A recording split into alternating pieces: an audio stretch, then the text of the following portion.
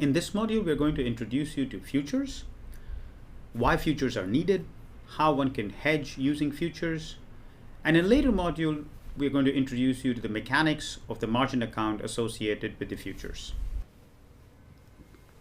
Recall that we had introduced these contracts called forwards a couple of modules ago.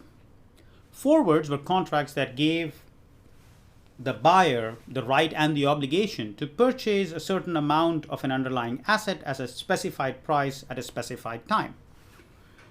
The problem with these forward contracts were that they are a multitude of prices here.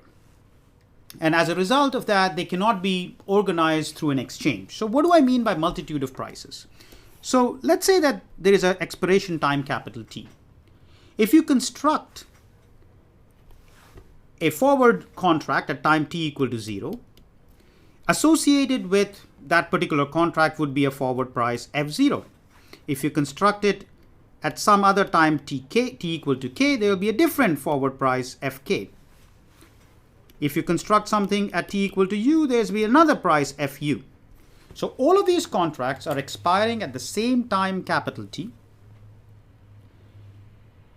and they have different prices depending upon when they were struck. So in every other respect, these contracts are similar except for the price. And because of that, it's very difficult to set these contracts up through an exchange. Because they are not set up through an exchange, there is no price transparency. Recall that price transparency is very important to make sure that supply and demand sets fair prices or no arbitrage prices. If there is no price transparency, one would not be able to construct arbitrage prices. That is, supply and demand would not equilibrate to an arbitrage-free prices.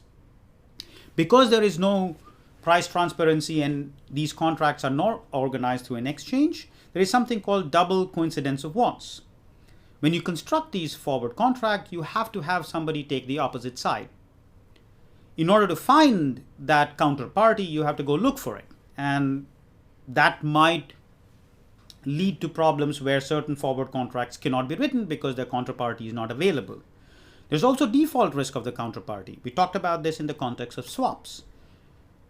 If you take on a forward contract with a counterparty and the counterparty is not willing to make the payments when the time comes or is bankrupt, then you expose yourself to unnecessary risk. So one needs a contract that works like a forward contract, that's able to fix prices sometime in the future, but is able to solve these other problems associated with forward contracts. That is, it's organized through an exchange, there's price transparency, you can get in and get out of this contract very easily, there is no counterparty with which you are contracting, you're contracting through brokers who are organized in an exchange. One such contract is called the futures contracts. It solves the problem of the multitude of prices for the same maturity by marking to market. It just gives the profits and losses at the end of the day. So there's a single price for a single maturity. There aren't any more prices based on when the contract was set. The contracts, because of the fact that these multitudes of prices don't exist, they can be organized through an exchange. They can be written on any underlying security which has a settlement price. You can write it on commodities, you can write it on broad-based indices such as the S&P 500, the Russell 2000, etc. You can even write it for the volatility of the market, for example, VIX futures. There are a whole number of different assets that are available, and I would encourage you to go to this website by the CME group to look at the various kinds of commodities, indices, and other measurable quantities on which future contracts are written. So here are how a future contract works. An individual opens a margin account with a broker. It enters into a certain number of futures contracts with a certain price F0. So this is the futures price that is available at time t equal to 0. And in order to enter into these futures contracts, you have to set up an initial margin that depends on whether you're a hedger and a speculator and so on. And it typically is around 5 to 10% of the total contract value. All the profits and losses are settled using a margin account.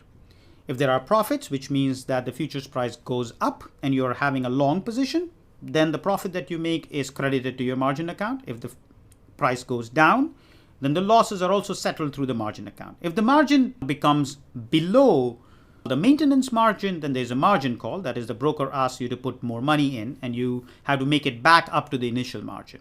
I've given a snapshot of a particular worksheet of a workbook that I'm going to be working through in a later module that gives you how this margin account works and how the mechanics of the futures work out. In this particular module, we'll be looking at some of the more theoretical results associated with futures.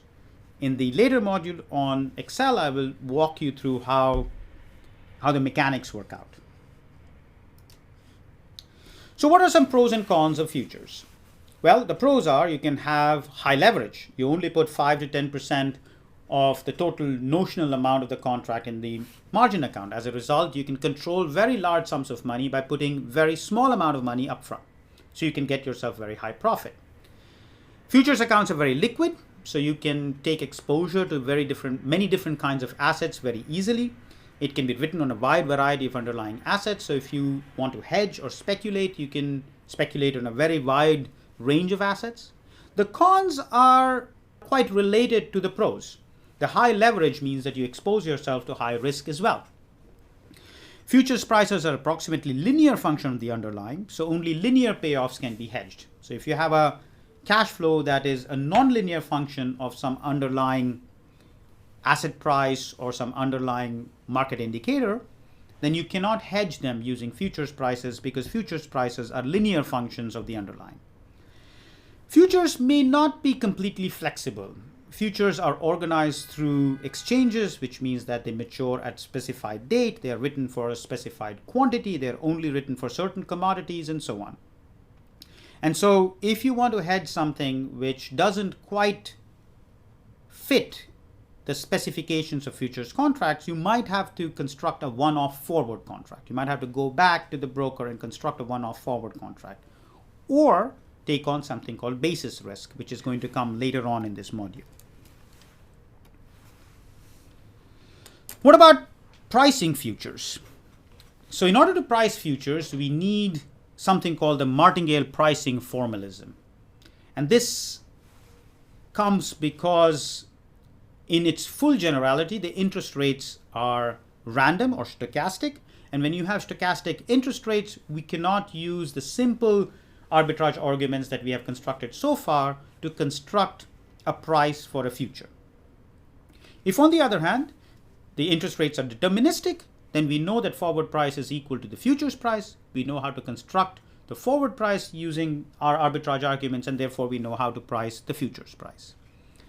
One thing that we do know is that at maturity, the futures price F capital T is equal to the price of the underlying S capital T. And this is what we are going to be using in the next few slides to make some hedging arguments. So hedging using futures, a long hedge. Suppose today is September 1st and a baker needs 500 bushels of wheat on December 1st. So the baker faces the risk of an uncertain price on December 1st. This baker can use a futures contract to fix the price that it would be exposed to on a December 1st. Here's the hedging strategy. You buy 100 futures contracts maturing on December 1st, each for 5,000 bushels.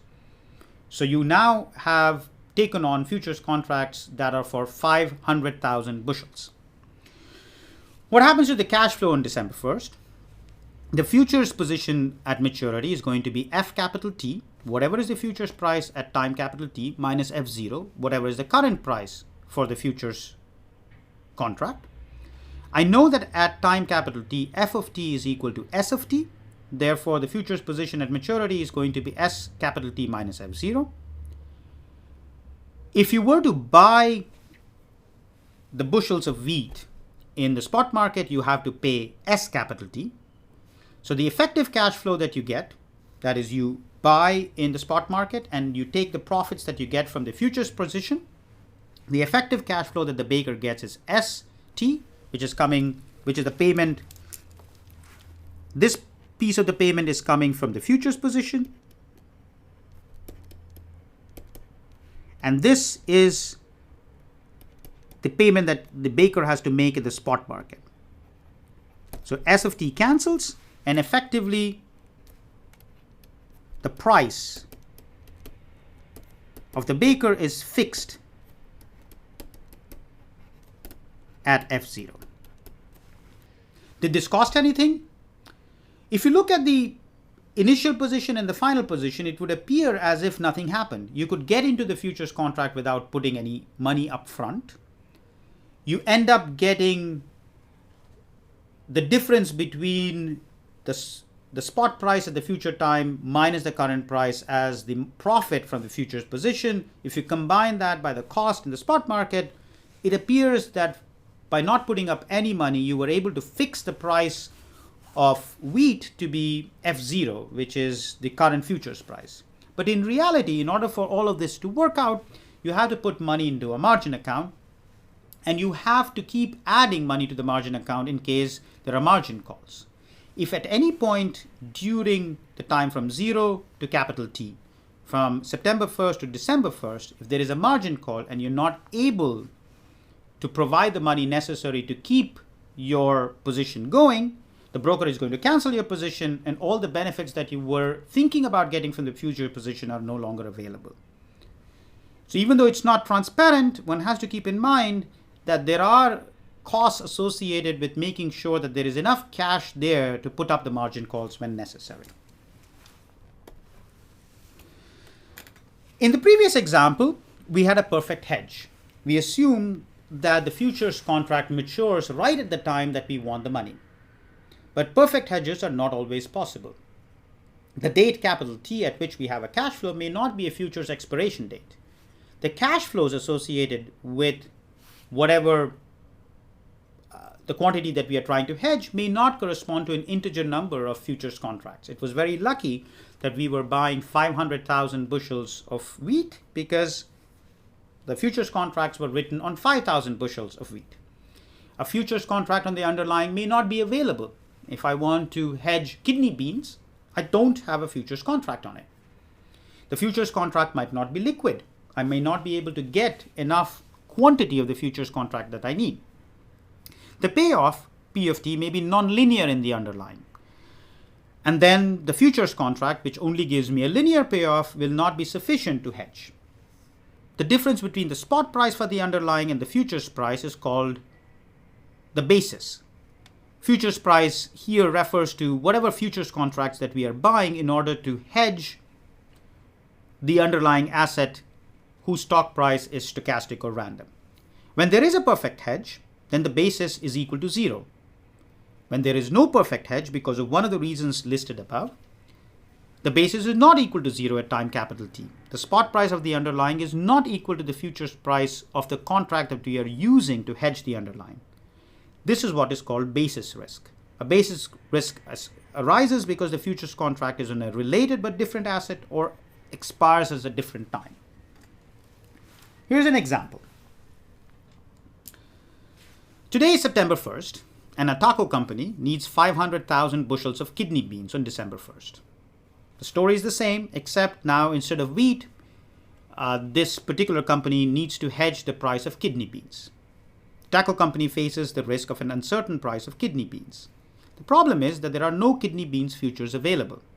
So we have to hedge this particular uncertainty using a futures contract written on some other underlying, and therefore have to take on basis risk. So I'm going to buy soybean futures to hedge kidney beans. And the reason I'm going to do this is because I think that the price of kidney beans is correlated with soybeans. And as a result, because soybean futures price is going to be correlated with soybean spot price, perhaps I can use soybeans to hedge kidney beans. I'm going to buy an amount Y of the soybean futures. Each of these futures contracts are for 5,000 bushels of soybeans. So what are going to be my cash flows? The cash flow associated with the futures position at maturity is going to be F of capital T minus F0 times Y. And then I'm going to buy kidney beans in the spot market. So it's going to be some cash that I have to pay for that, which is P capital T.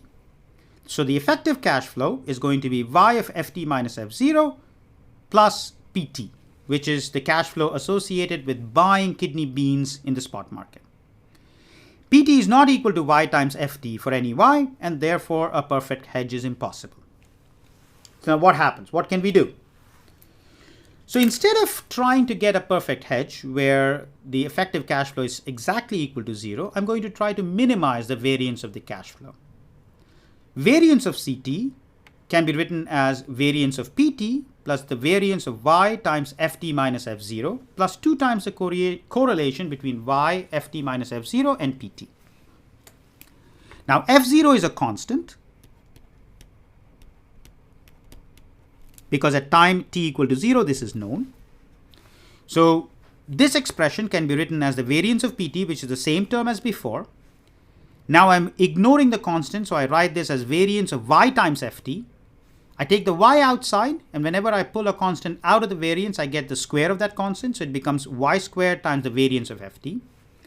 I can ignore the constant here when I'm calculating the covariance. I'm going to take the Y outside, but when I take a Y outside of the covariance, just the Y comes out, so it's going to be 2 times Y plus the covariance of FT and PT. I'm going to take the derivative of this expression with respect to Y. So Y is unknown. I don't know how many of these contracts I want to buy. So if I take the derivative with respect to Y, you end up getting the expression to be 2 times Y variance of FT plus 2 times the covariance of FT and PT must be equal to 0. This is the amount of Y that is going to give me the minimum variance hedge. And therefore, the optimum number of futures contract is simply given by the solution of that equation, which is minus the covariance of FT-PT divided by the variance of FT. This tells me exactly how many contracts am I going to buy in order to hedge the kidney beans.